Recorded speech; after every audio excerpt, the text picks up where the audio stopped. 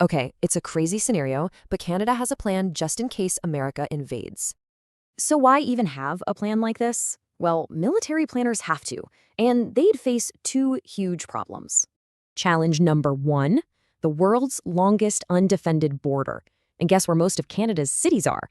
That makes defending those cities, well, almost impossible. But that's just the first problem. The second is military might. And yeah, the gap is massive.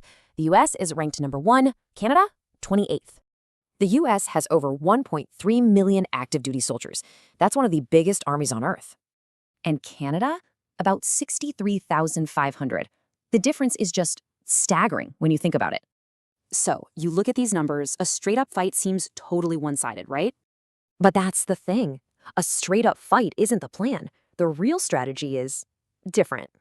It's all about something called asymmetric warfare, basically using their home turf advantage against a bigger force. Look, Canada knows it can't win. The goal isn't victory. It's to make invading too painful. How do they do that? Inflict damage, slow things down, buy some time, and force a deal. And they're not inventing this from scratch. Think about underdogs who fought back, like in Afghanistan or Ukraine. The idea is the same. Don't fight big battles you'll lose. Use guerrilla tactics to grind them down.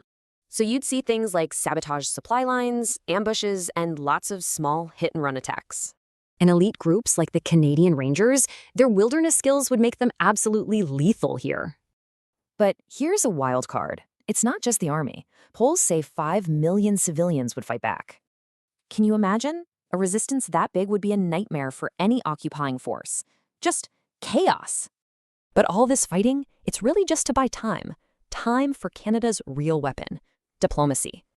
Being in NATO, you'd think they could just trigger Article 5. An attack on one is an attack on all. But what if the attacker is the most powerful NATO member? It would break the entire alliance. And that's the actual goal. Create a huge political crisis and force other allies to step in.